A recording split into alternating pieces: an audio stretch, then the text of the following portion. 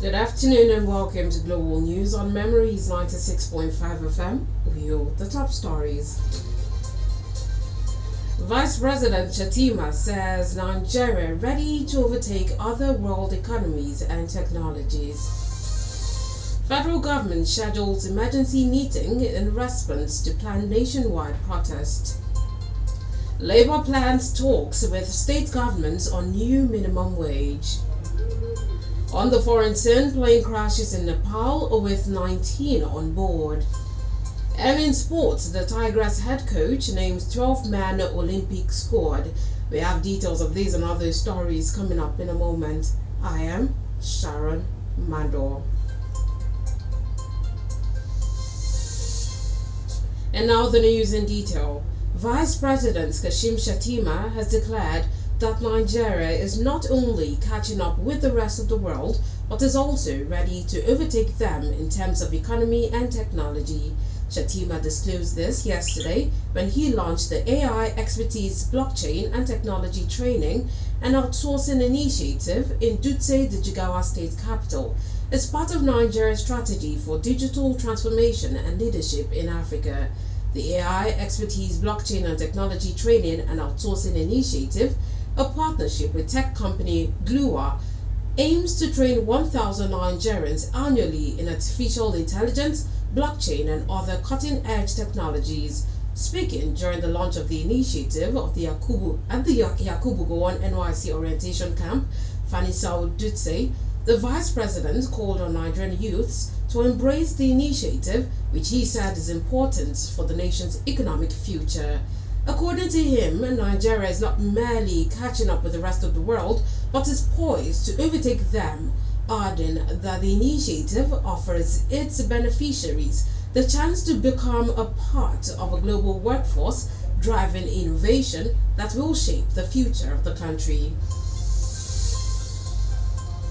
Back home, stakeholders under the Enquiry Stakeholders Forum in Enquiry clan in the local government area are demanding to be allowed to produce the next chairman of the local government for the sake of equity, fair play, peace and development in order to put an end to years of marginalization of the clan.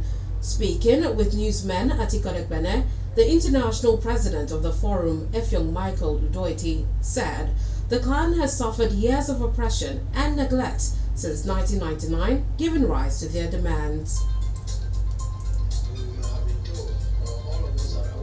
Since this dispensation politically, since 1999 to date, Enquiry has not produced any elected officer of that ranking. Without the chairman of the council, House of Assembly, House of Representatives, Senate, all of that. We have not also enjoyed the fruits of democracy in the sense that we have not also been appointed by the government of the day to take charge of a remarkable position like a commissioner, like whatever board appointment. Even the ACS has never come to us. But we are interested that appointment is appointment. Even if we have been given this one, the elected office, that level, where the local government area will vote for you, will not be given any opportunity to be so blessed. That is why in this dispensation we are asking the government, we are asking everybody who to be concerned in our matter, and that in the face of equity and fair play to their people, we should be given opportunity for this slot to be the chairman of the council. Odoite said the community held the consensus and adopted one of their sons, Itim Sam Itim, a grassroots politician, adding that they should be favored by zoning and supported by the people of Ini, who are believers in inclusivity. We are not saying that government has not done something physically to us and many other things, but importantly, we are looking for the chairmanship of this government area, especially when we hear that a particular community, had the opportunity to stay there more than once and is also vying to become a council chairman from that same village. It's not done anywhere. So it will be very painful for the rest of the communities in the local government area to feel that we are not being given this opportunity. We have someone that has said so desired and has told us early enough that he has the capacity and will be our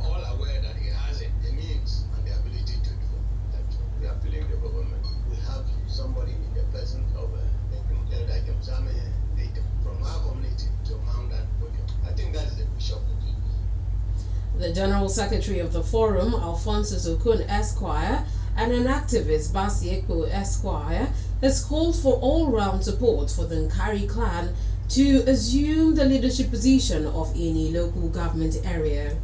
Since 1999, Enquiry clan, which is also known as Enquiry Ward 4, has been supporting other clans to become the chairman. And now it is our turn, which we expect all those who've been supporting to also support us instead of usurping our own opportunity. And we are appealing to them that we are also from Ini. We are not aliens. We are bona fide indigenes of Ini local government. And what is good for the goose, they always say, is good for the gander. That is why, of course, the governor, His Excellency Umoyelo, few days ago, he was a way that look, you should, as a matter of fact, not take everything that ordinarily belongs to everybody. You cannot be an SA, you cannot be an SSA, you cannot be the same person being the councillor, the same person chairman, the same thing, the same person this and all of that. You should also give it to your brother. And I'm appealing to His Excellency for this purpose, and I believe very strongly that in fact it is because of the people of Enquiry that God brought him. We are not going to mismanage it. We are going to use it for the betterment of the local government. Our correspondent Inyakno Albert reports that the consensus candidate of the clan, Etem Sam Etem, emphasized that he has a rich track record, having been a grassroots politician with the People's Democratic Party since 1999.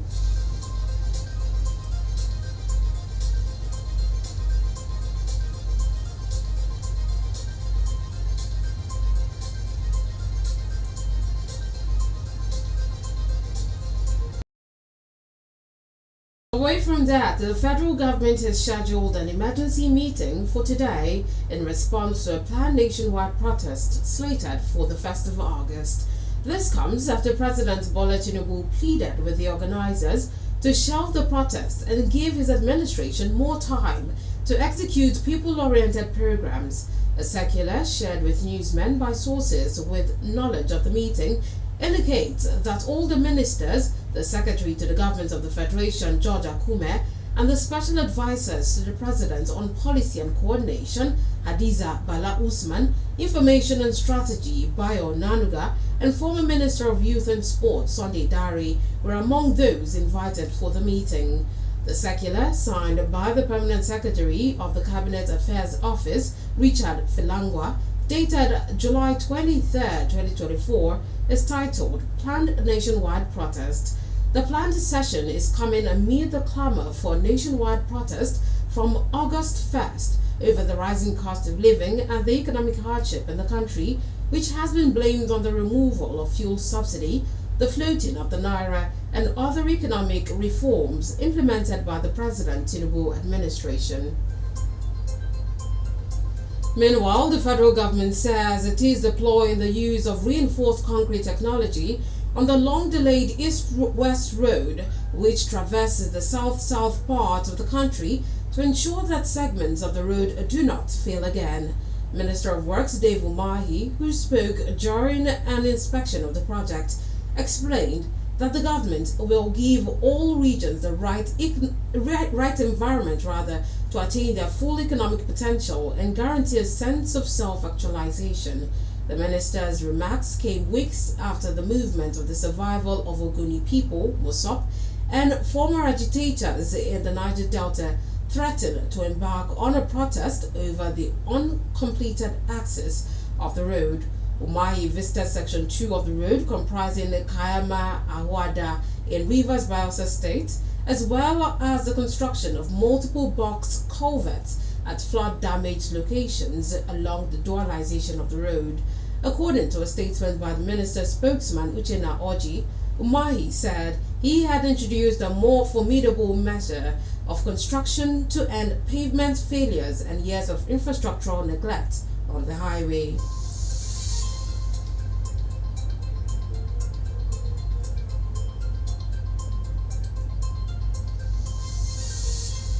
Labor unions in the country say they will schedule meetings with the state government as part of efforts to ensure that they comply with the 2024 National Minimum Wage Amendment Act bill, which yesterday empowered Nigerian workers to earn at least 70,000 naira on a monthly basis.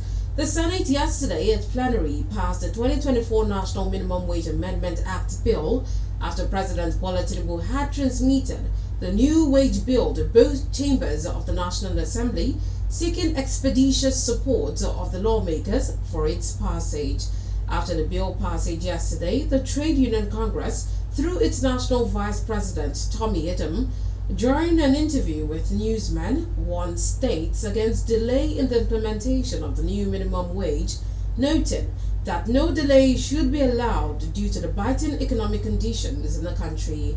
Head of Public Relations of the Nigeria Labour Congress, Benson Ukpa, also urged state governments to replicate the move by the federal government to hastily pass the new minimum wage bill into law, and also advised states to implement the new minimum wage to the letter.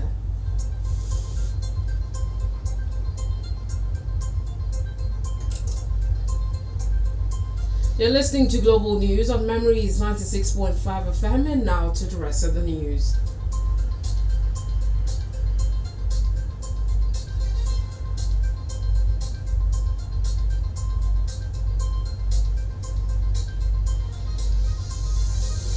On the foreign scene, a Ugandan magistrate's court has charged and remanded in custody at least 42 youths for offences allegedly committed during a banned anti-corruption protest. Protesters marched on different streets in the capital Kampala yesterday, shouting slogans and holding placards denouncing corruption by lawmakers. Bernard Ondo, president of Uganda Law Society, who is heading a team of lawyers representing the suspects, says at least 42 protesters were charged and remanded when they appeared at a magistrate's court in Kampala yesterday. The charge sheet produced in court outlined various offences, including being idle and disorderly and being a common nuisance. They pleaded not guilty and were ordered to return to court at different dates between July 30th and 6th of August.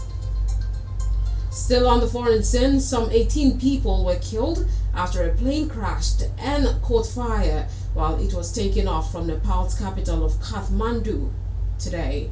According to a statement by the Nepal Civil Aviation Authority Search and Rescue Coordination Center, the incident happened at around 11:15 a.m. local time, a few minutes after the plane took off from the Tribhuvan International Airport. The Soria Airlines test flight was headed to Pokhara, a popular tourism destination, with 19 people on board, including technical staff members and 2 crew members. The pilot, who is currently receiving treatment at the hospital, is the only survivor of the fatal accident.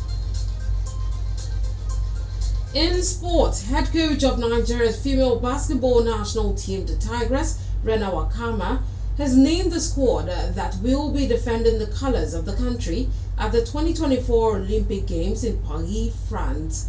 Forward Amy Okonkwo, who has been an inspiration to the team after claiming the most valuable player honors at the FIBA Women's Afrobasket 2023 and impressed at the FIBA Women's Olympic qualifying tournament in Belgium earlier in the year, will be spearheading the squad to the Olympics. The Tigress received a huge boost in the backcourt with the return of Ezinne Kalu alongside Elizabeth Balogun and Promise Umu Kamara, who are both capable of putting up numbers in terms of scoring.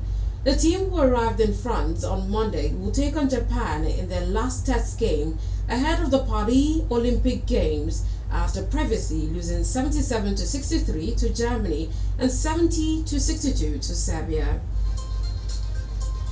And that's Global News on Memories 96.5 FM. But before we go, let's take a recap of the top stories. We told you that Vice President Kashim Shettima has declared that Nigeria is not only catching up with the rest of the world, but is also ready to overtake them in terms of economy and technology. The federal government has scheduled an emergency meeting for today in response to a planned nationwide protest slated for the 1st of August. Labour unions in the country say they will schedule meetings with state government as part of efforts to ensure that they comply with the 2024 National Minimum Wage Amendment Act bill. On the foreign scene, some 18 people were killed after a plane crashed and caught fire while it was taken off from Nepal's capital of Kathmandu today. In sport, head coach of Nigeria's female basketball national team, the Tigress, Rena Wakama, has named the squad that will be defending the colors of the country at the 2024 Olympic Games in Paris, France. The news this afternoon was edited by Inyakno Albert and assisted by the production team. For views regarding our news or coverage of your newsworthy events, you can reach us on email via newsroom@memoriesmediang.com or call our newsroom hotline on 0909 000 0581. You can also follow us on Facebook and Instagram at Memories965FM. And now let's take you down memory lane. On this day in 2007, late President Umaru Yar'Adua ordered the release of funds belonging to Lagos state government seized in previous years by his predecessor.